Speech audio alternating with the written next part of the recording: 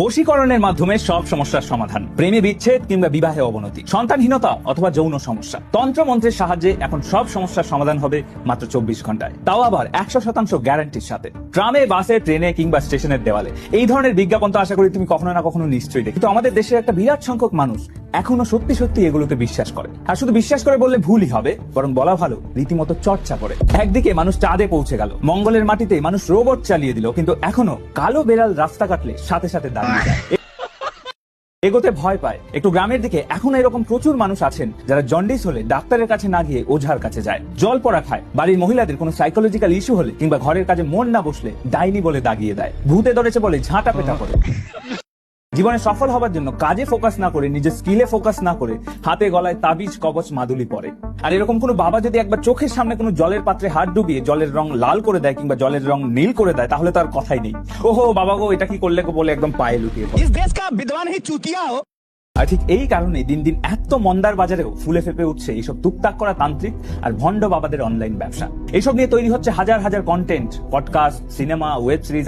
এটা এমন এক অদৃশ্য শৃঙ্খল যাতে তুমি আমরা সবাই বাধা। কারো বাঁধনটা একটু লুজ আর কারো বাঁধনটা একটু টাইট, এটুকুই যা তফাৎ। আর এই বাঁধন খুব নিঃশব্দে গিলে খাচ্ছে আমাদের চিন্তা ভাবনা, আমাদের সৃজনশীলতা, আমাদের মনন। আর এই বাঁধনের নাম হলো কুসংস্কার। এই কুসংস্কারের নেশা এক ভয়ঙ্কর নেশা, কারণ কুসংস্কার আচ্ছন্ন কোনো মানুষকে তুমি যদি বিজ্ঞানের লজিক দিয়ে বোঝাতে যাও, তাহলে তারা বুঝতে তো চাইবেই না, উল্টে তুমি মারধরও খেয়ে যেতে পারো। আর টুকটাক, ব্ল্যাক ম্যাজিক, জলপড়া, কবচ, তাবিজ, ভূতে ধরা, এই সব কিছুই এই কুসংস্কারের বিভিন্ন অঙ্গ প্রত্যঙ্গ।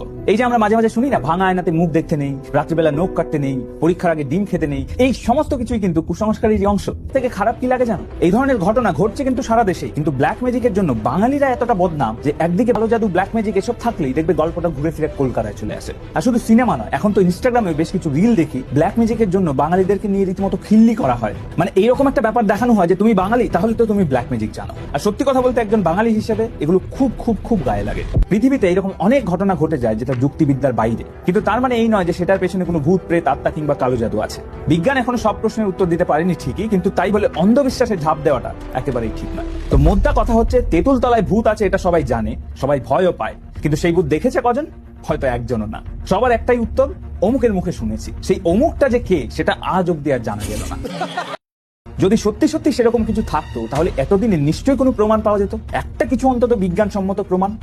কিন্তু 2-4 জনের মুখের কথা ছাড়া আর সেরকম কিছুই পাওয়া যায়নি। সমস্ত কুসংস্কার থেকে বেরিয়ে আসার জন্য সবার আগে যেটা করতে হবে, আমাদেরকে জাগতে হবে। প্রত্যেকটা মানুষকে বোঝাতে হবে কোনটা বিশ্বাস আর কোনটা অন্ধবিশ্বাস। আর এই কাজটা শুরু করতে হবে সবার প্রথমে আমাদের বাড়ির ছোটদের থেকে। ছোট ছোট বাচ্চাদেরকে বিজ্ঞান মনস্ক করে তুলতে হবে, যাতে বড় হয়ে তাদের মনে কোনো কুসংস্কার বা এই সমস্ত অন্ধবিশ্বাস বাসা বাঁধতে না পারে। ব্ল্যাক ম্যাজিক বা কুসংস্কার দূর করার সব থেকে বড় অস্ত্রই হচ্ছে বিজ্ঞান। একটা কথা সবসময় মনে রাখবে, মানুষের মনের ভয় থেকে জন্ম নেয় অন্ধকার, এবং সেই অন্ধকারের মধ্যেই বেঁচে থাকে এই সমস্ত কুসংস্কার। তাই নিজের মনকে শিক্ষা, যুক্তি এবং বৈজ্ঞানিক ব্যাখ্যার আলোয় আলোকিত করো, তাহলে দেখবে এই সমস্ত কুসংস্কার আপনা আপনি। वीडियो पसंद आया तो लाइक मारो, अगर आपको वीडियो पसंद नहीं आई तो गांड मराओ अपनी। तुम बहनचोद रील ही देखो।